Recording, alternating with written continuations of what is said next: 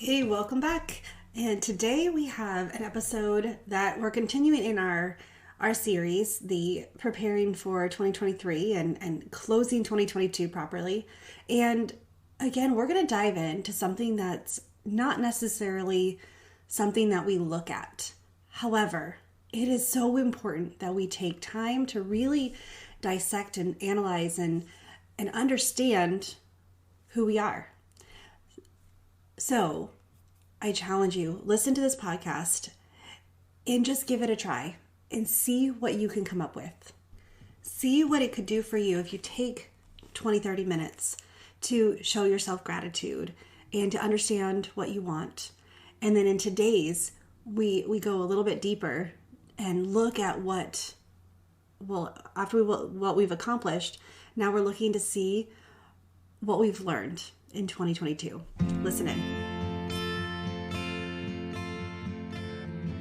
Hi, friend. I am so excited that you're here to check out Her Restored Spirit podcast. If you've gone through something that has left you broken-spirited, maybe it's a divorce, loss of a spouse, or even a child, loss of a job, whatever it is, I know there is restoration in your future. I'm a widowed mom, and I remember what it feels like to emerge from the fog to discover that my loss is not the center of my story, but it actually instilled in me a new hope, a new understanding of faith, and a new strengthening in my heart, soul, and motherhood. I have finally understood that God has taken my test and formed it into my testimony, and that's why I'm here with you. I want you to step into your purpose, into a newfound joy, and to turn a new page in your book, because I believe you are on the brink of full restoration, unlocking a confidence that you didn't know was inside you, and understanding how to live more fruitfully with purpose, joy, and permission to be washed in possibility. It's time, friend, to reclaim your restored spirit. Hey, welcome back to Her Restored Spirit. My name is Tammy and I'm your host. And today we're going to continue our series on wrapping up 2022 to prepare and to bring on 2023. And we talked about gratitude, and not in the way that most people think, because so many times we are so thankful for the external things that we have. We're so thankful for what the people in our lives, the things that we have, but very rarely do we take time to actually be grateful for ourselves, like what we're capable of. Then the second week was, okay, what are you really good at? Like, what is it that you, well, it's even considering grateful, but it's like, write down the things that you've done. Like, get excited about being you. And today I'm going to continue this theme because it seems to be working. It's what I do. It's what, when I stopped. All right. So many times as Christians, as believers, we grow up and as, people pleasers, and we grow up trying to be, because humble, and we don't want to be prideful. We don't want to be conceited. We don't want to show off. We don't want to be too much. Well, with that, a lot of those things, we lost ourselves. We lost that ability to see what we're good at. We're so focused on other people. It's so easy. I could meet you and probably in 5 minutes start telling you things about yourself that are really good. Start telling you about some of your strengths. And it's just it's not a culture. We're not in a culture that sits and be like, this is what I do well. And when you do that, especially as women, we are told we're too bold, or we are told we're too arrogant, too prideful, that we don't know our place, that and even if whether it's being told verbally, a lot of times that it's felt that, okay, now I'm being too much, or now I'm serving because I feel good about it versus for the serving purposes. And I think I've shared, if I haven't shared, that whole thing with Friends, and Phoebe was trying to find the way to serve that doesn't feel good to her, that's not self-serving. And I think that's interesting. And it pointed to the fact that really when we are serving, we feel good. We're using the gifts that God's given us. And today I'm going to follow that a little bit more with the idea of, well, let's look at what you've accomplished this last year. Let's look at what you've accomplished. But what did you learn about yourself through these last two exercises, these last two challenges? And this is key. When you look back at the year, what did you learn? Did you learn about things that you liked? Because most of the time, and this is something the way I worked for years, is I focused so much on, okay, what did I do this year? And what am I going to do next year? And I didn't actually look and ask, what did I like about it? What did I not like about it? What did I learn? And so today I want to just talk about that. What did you learn about yourself last year? Did you learn that you like certain things, that some things stress you out? Some things was there a moment you're like, okay, this moment I really stepped into who I was called to be and it felt amazing. Or this time I said yes to something I should not have said yes to, and it actually sucked the life out of me. I have things like that from the last year as well. But if we don't take time, and it doesn't have to be a long time, give yourself 30 minutes even. If you're not in this practice, it seems foreign, especially, like all of a sudden, how self-service, how selfish does it seem to sit and for 3 weeks talk about how amazing I am, how amazing you are, how amazing we are in general. What am I thankful for myself? What did I do well? And now it's like, what did I learn about myself? And the reason why I want to share this is because one of the key things to getting what you want, as a coach, that is what I do, is I help you get the life that you want. I hope you get the things that you want. But the problem is we don't stop to think, what is it that I actually want? And by getting in this practice of what did I learn about myself through this experience, through this year, through this moment, whatever your season is. And with that will help us to see, well, if order to get what we want, we have to know what we want.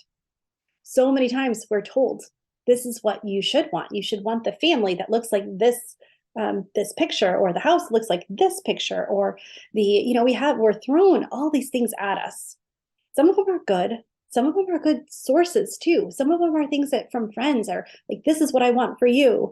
This is what I want for you. And you have that, you tell your friends too, this is what I know you're capable of. And this experience is easy. It's easy to go through and look at magazines and watch TV shows and look at travel things and think, that's what I want. That's what I want. I want that. I want that.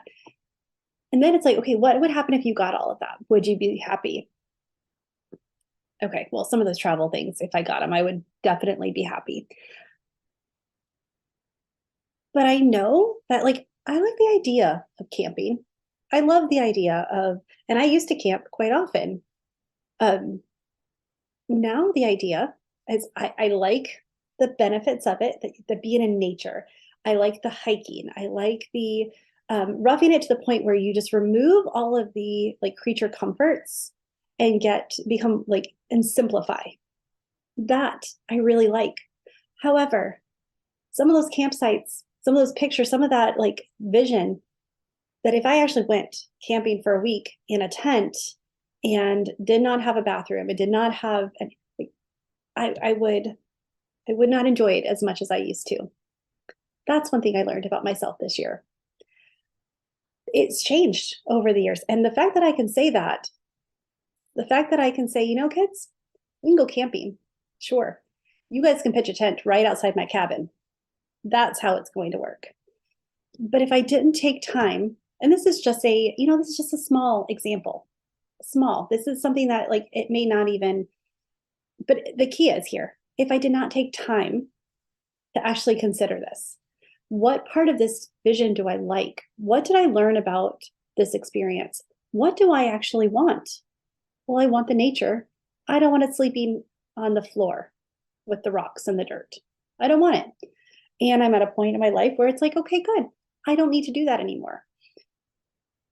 But just the making that stand and saying that and giving myself that freedom to be like, no, I don't want to actually camp, tent camp.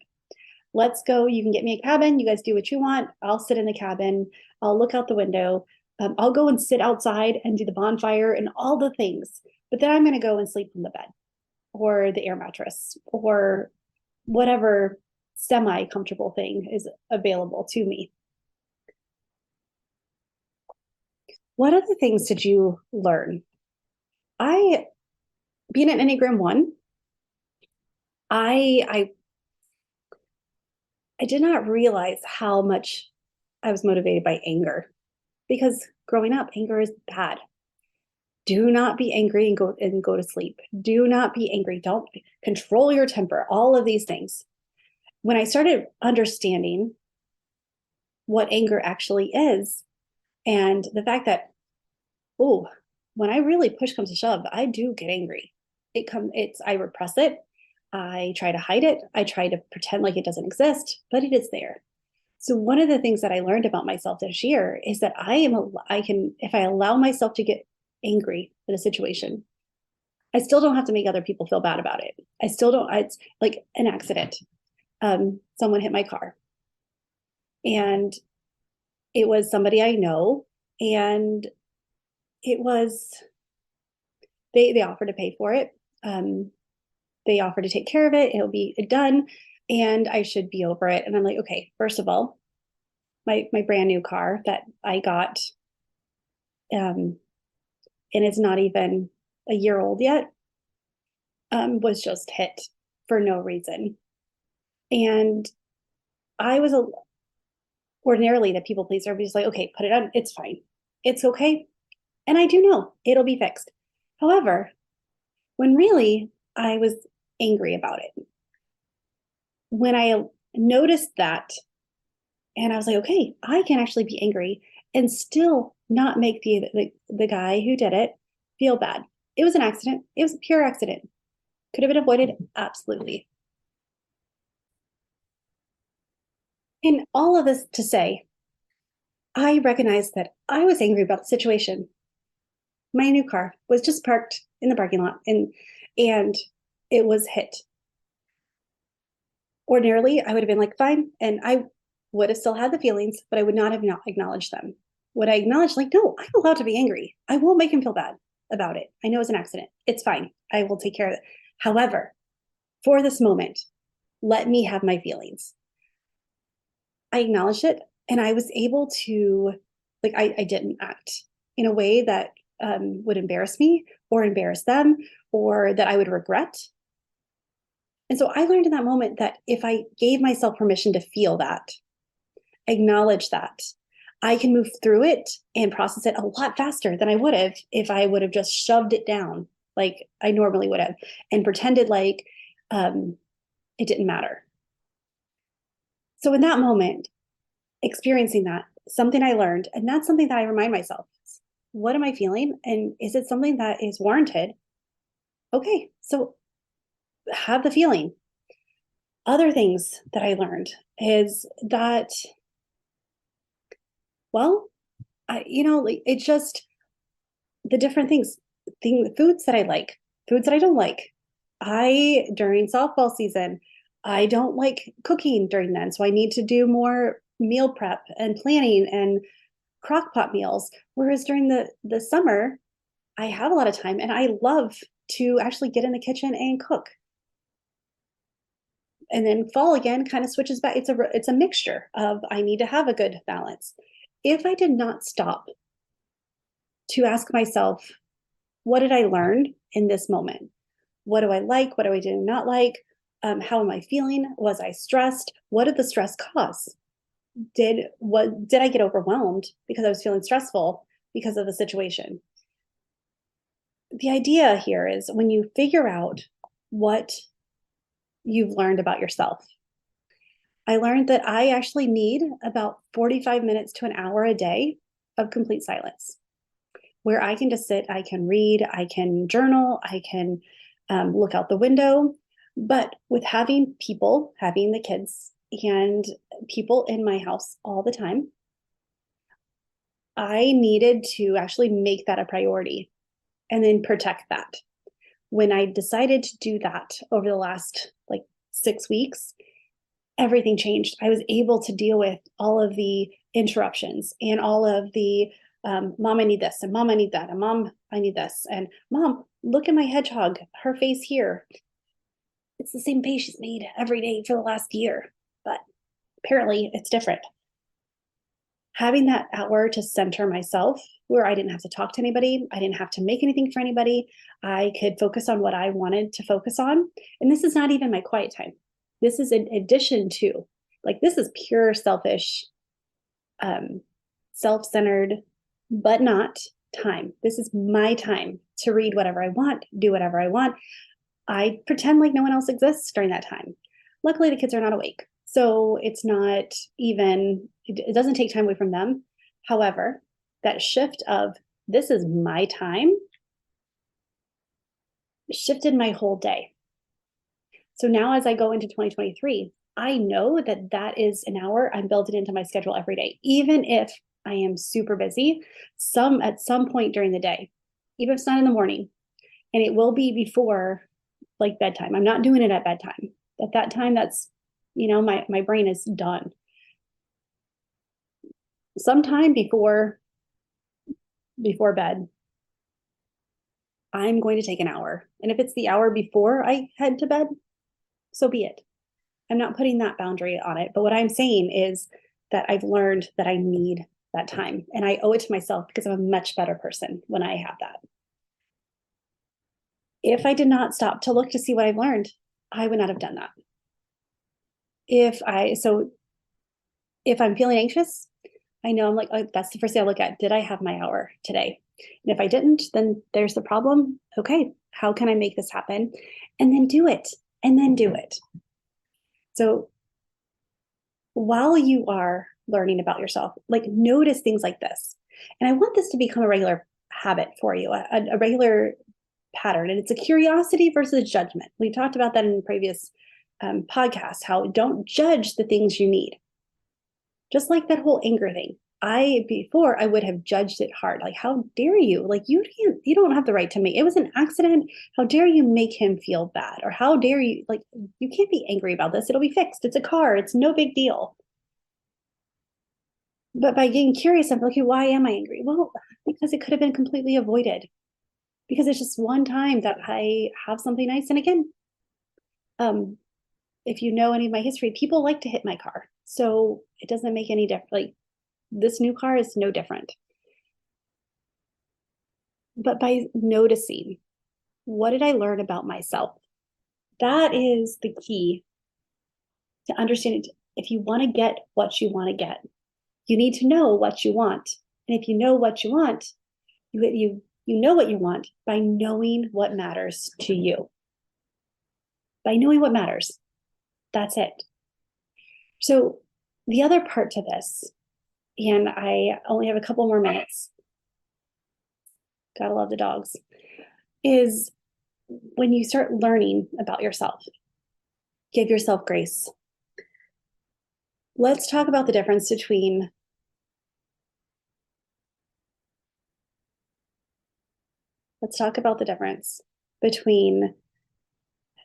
making poor decisions and having no regrets.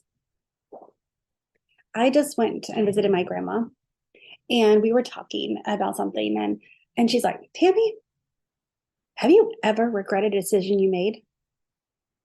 I love my grandma. And I was like, grandma, no, I don't regret decisions I've made. And she's like, well, you don't make wrong choices. I'm like, no, I do not always make the right choice. There are many wrong choices that I made, or not even wrong. I could have made better choices. I don't know all the things. However, by having the outlook, the perspective of I am not going to have any regrets for the decisions I make. That just brings guilt and shame, but I do learn from them. Every decision I make gets me to where I am today, gets me to what I have, who I am, what I want, is shaped by every decision that I've made up this far. There's things that, sure, if I would have had different information, would I have done it differently? I don't know. You don't know that. But what having regrets do is rob you from the learning experience right now. It robs you from what could be, and recognizing that those lessons that you learned through all of those poor decisions got you to where you are. They give you the wisdom of today.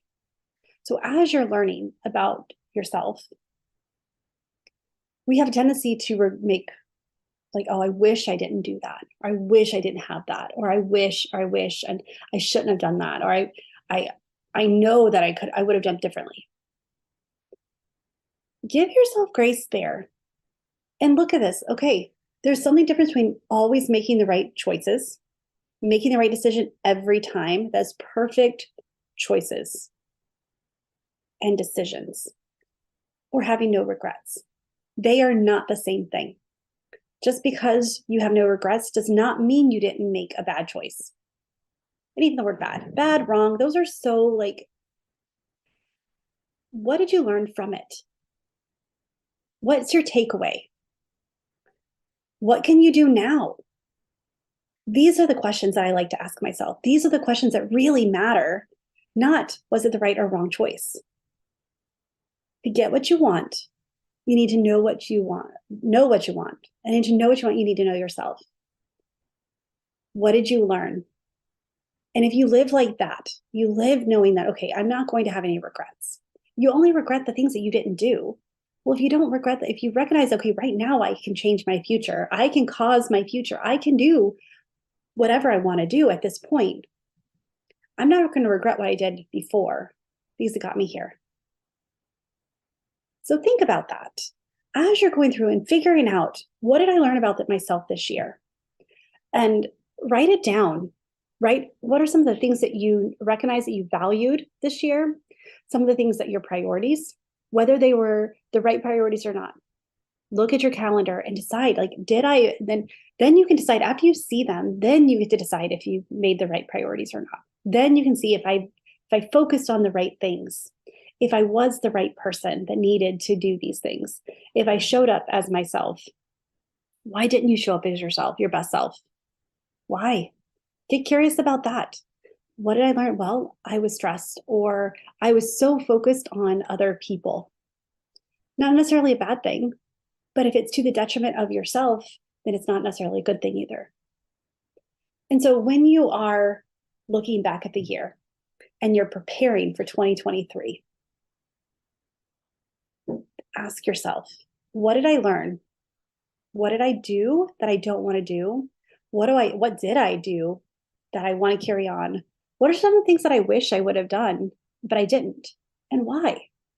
Is it because of lack of time, lack of, are